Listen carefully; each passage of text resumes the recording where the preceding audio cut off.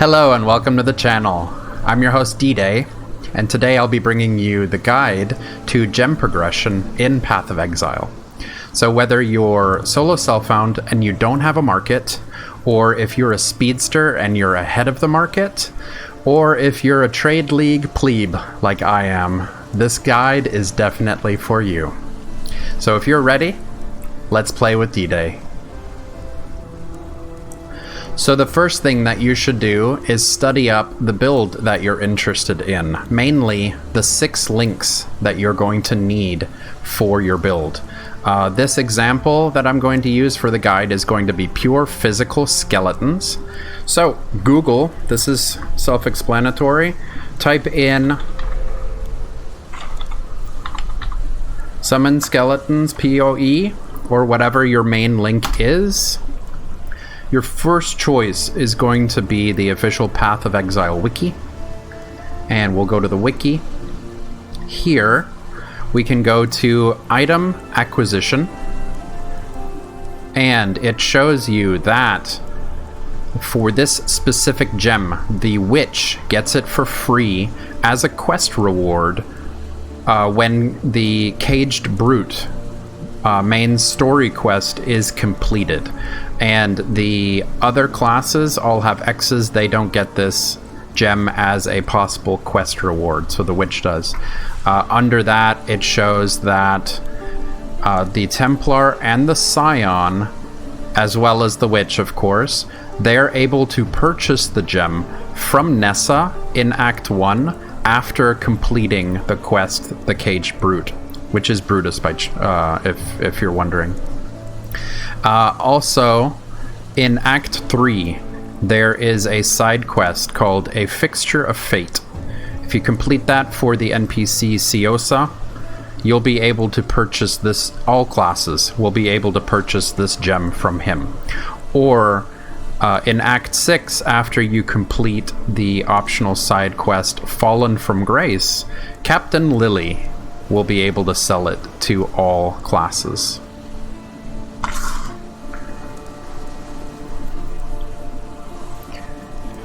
The gem links that I am using in this example, the primary ones, the primary 4, are going to be the ones we need to focus in on, because chances are, unless a tabula rasa drops for you while leveling, you are not going to have a 6 link available.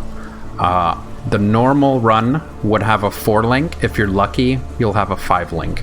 So for this example, for this guide, I'm going to go with the 4 more important gem links out of the 6. So the gem links that I'm going to use, of course, are Summon Skeleton, Minion Damage Support, Melee Physical Damage, Brutality. Then 5th and 6th links are going to be Ruthless and Multi-Strike. These are my examples that I'm going to use. So those first 4 are going to be the ones that we need to focus in on. Alright, so I went ahead, I made a new character. I leveled that character to level 10 so that I could accept the quest reward for Summon Skeletons. While leveling up at the very beginning, look for 3-socket one-handed items. Doesn't matter if they're one-handed weapons or wands, melee weapons or wands, or shields. It doesn't matter if they're linked. It only matters that you have the combination of your 6 links required. So mine, for example, are 2 blues and 4 reds. So what I'm going to do is I have this set up as minimal as possible. Imagine these 2 items are my primary weapon slot. As you can see, there's a Roman numeral 1. In your offhand, your Roman numeral 2, this is your weapon swap. It also can be accessed with the hotkey X. You can switch between them. This will be your weapon swap. You can level gems in the background while running around with your primary weapons. So what I'll do is I'll choose 2. These are just examples that I had picked up. We need we'll take the shield, 2 reds and a blue, and we'll take a wand for 2 reds and a blue. So that's 2 blues and 4 reds that I need for my specific build. This will be my offhand, my weapon swap. So primary, let's go with that. And then these are just examples. It doesn't matter what quality they are, what tier they are, magic, normal, doesn't matter. As long as you can equip it. Like this one, 26 to strength, I can't equip it. Level 1 items, as long as they have the sockets and the socket colors, that's all that matters. So the quest before, I picked up a minion damage support, so I'll put that in my 4 link for this example.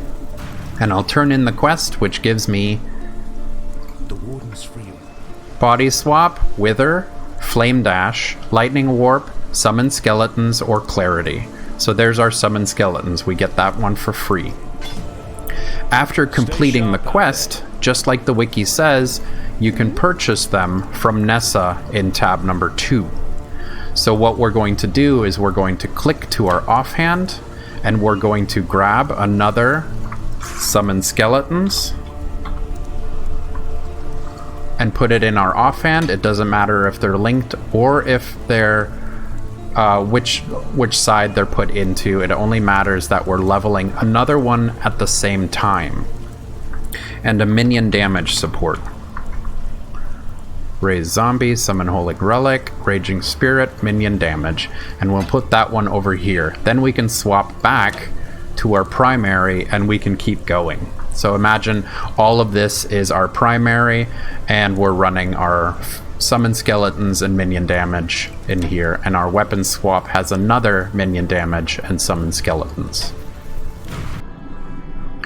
So one of the problems that I ran into in my build specifically is that I require melee physical damage support, which is not a gem that the witch can earn from quest rewards. So what I had to do is I had to go out of my way to Siosa in Act 3, complete his side quests so that I can unlock the ability to purchase gems from him.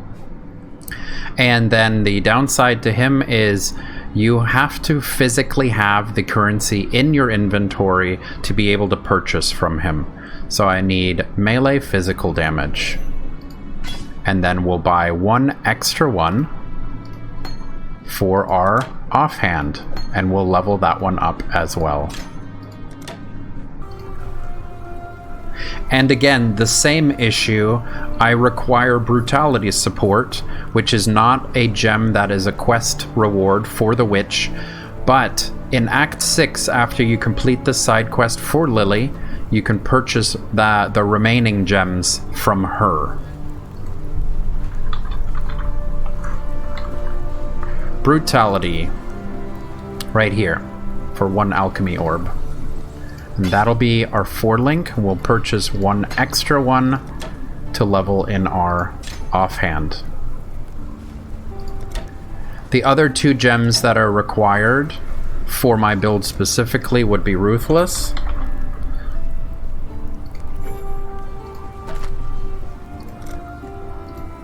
and Multi-Strike.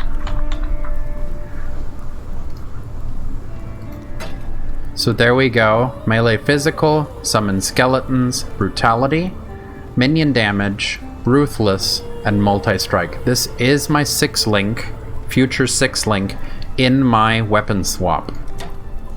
And I can continue the game with the 4 link, the priority.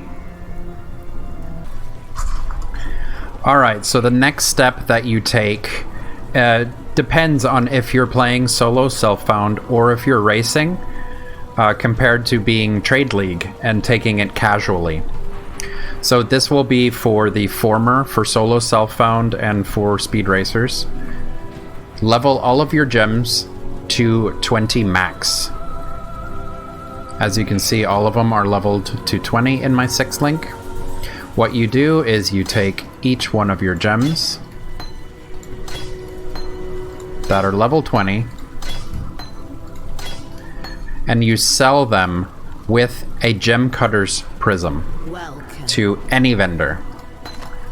it will change the level 20 gem into a level 1 gem with 20 quality.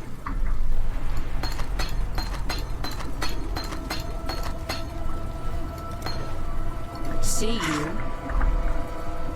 This is where the weapon swap comes in very, very important, because you don't want to flip these and continue playing the game with level 1 gems. This would be disastrous.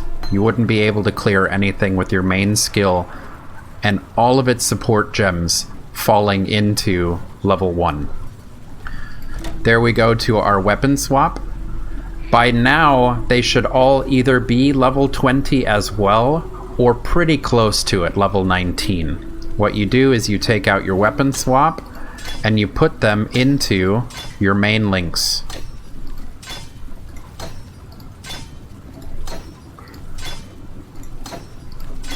And take your level 1 gems, and put them into your weapon swap.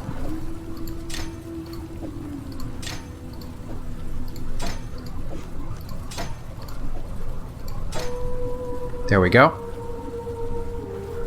All of the level 1 quality 20 gems are now in your weapon slot. And you can continue on leveling those gems up to 2020s with your level 19 weapon swap gems to take their place. By the time you get your weapon swap gems all to level 20, you should be able to sell these to the vendor with Gem Cutter's Prisms to get these to be level 1 quality 20, and then have these guys leveled up high enough to be able to switch them over and be able to continue leveling both sets of gems.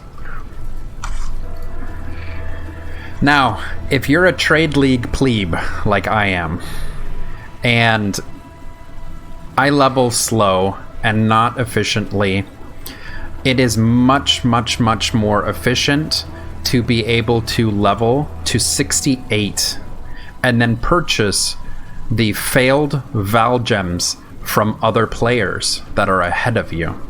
So I'll teach you how to do that real quick. We go to poe.trade, and then we select the league as Metamorph. That's the example. And we need to search specifically for gems. And I'm going to look for, let's go melee physical. Melee physical damage. We'll scroll down here. What we're going to do is we're going to go quality 20.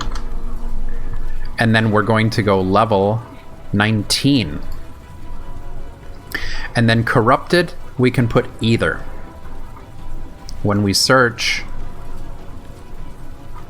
it gives us the failed corruptions of players that have already leveled gems to 2020, valved them, and got a bad result, which is leveling down the gem. But if you're like me, and you just got to level 68, you'll be able to purchase these gems, which are level 19, quality 20, and most likely it'll be an upgrade. By the time I hit 68, my gems are usually, I believe, level 16 or 17. So jumping to level 19 with quality 20, it's an improvement. And the good thing is these gems can still level up to level 20 quality 20. These will be the cheapest options. Another alternative you can do is you can change this corrupted to no. Search again. And if you feel the extra chaos is worthwhile, you can purchase a level 19 gem with quality 20 for the amount that's given. And you can level it up to 20 yourself, and then gamble with a Val Orb if you want to.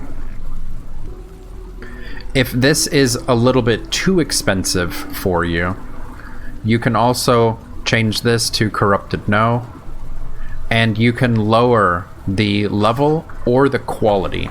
So let's lower this one to level 15 and search. And it looks like still the 19 quality 20 is still the cheapest option. So we could, if we wanted to, we could lower the quality even more. Let's go quality 10.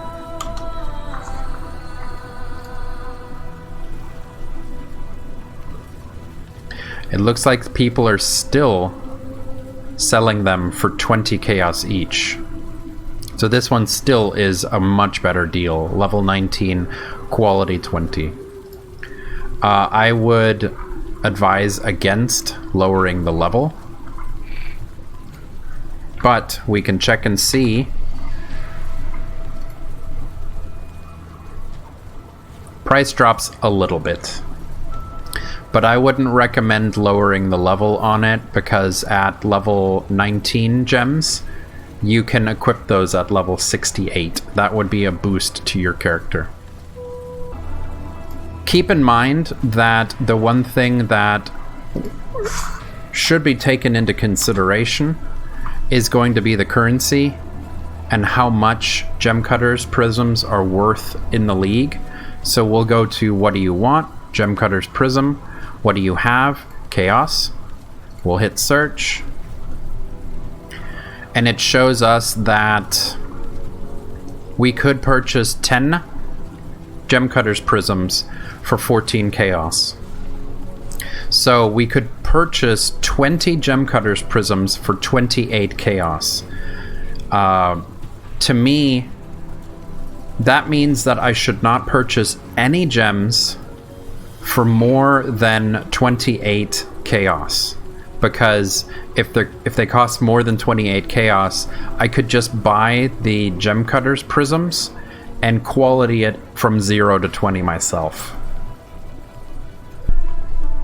So one thing that you can do if the currency seems a little bit too out of reach, what I do each league is after defeating Solaris and Lunaris, we can go to the Blood Aqueduct. As soon as I am in this zone, I fight my way through, which it's a linear map. So you can run all the way through, then immediately turn around and control click the exit to form a new instance and fight your way back to this waypoint. Then at the waypoint, you can control click the waypoint and make a new instance again. And then fight your way back to the town and rinse and repeat. This zone I really like because it has a chance to drop the Humility Divination card. And this Divination card, if you gather 9 of them, you can turn it in for a Tabula Rasa, which is a 6-link white socket item. It has no stats, but white sockets can accept any colored gem. So it'll be a 6-link that most likely will be the first one available. This league, I did level until level 72 in this zone, gathering the divination cards for Humility, but while leveling in this zone, I also picked up all of the rares that drop. As you can see in the top right corner, it says monster level 61. This is the first zone where the level of the monsters that you defeat will drop items, rare items that you can sell to a vendor for the chaos recipe. So I ended up running the Blood Aqueduct a couple of times so that I could give y'all an example of the chaos recipe, and these are the drops that I got. If you go to any vendor and you sell an entire set, so helmet, gloves, boots, body armor, an offhand and a main hand, so it could be a two-handed weapon or a bow, or it can be 2 one-handed weapons, belt, ring, amulet. If they're all unidentified, you get 2 chaos orbs. from the vendor. If even one of the items is identified, you get 1 chaos from the vendor. So it's your choice if you want to farm this zone and look at the amulets and the rings and maybe the boots to gear your character. You'll be getting 1 chaos. Or if you just want to farm the currency and get 2 chaos, this would be super easy way to get chaos. Especially this league in Metamorph, slaying the Metamorph at both ends while running the Blood Aqueduct has really, really good returns, both on rings, amulets, and even I got really lucky, and the unique that dropped was Victario's Charity, which if I rolled my build a little bit different, this could be used in my build to grant the power charges and frenzy charges to my minions instead of to myself. And then also checking out my offhands, I didn't even play 30 minutes and I'm already at level 13 on my Ruthless, on my Skeletons are at level 11, Brutality's at 6, minion damage 12, melee phys 9, so they level pretty decently in the background. Then just like I said at the beginning, when your other gems pop to level 20, you'll be able to vendor these to any vendor with Gem Cutter's Prisms as well, and then swap them out. Level these level 1s in your offhand, and then move these with quality 20 into your main, and then you can continue on from there. Thank you so much for joining me today. If you can hit the like button in the bottom right and go ahead and click on my guy here to subscribe to the channel, that would help us out a lot. Also, if you want to watch me stream on Twitch, I stream Monday through Friday from 4 to 5 p.m. Central. So I'll see you then.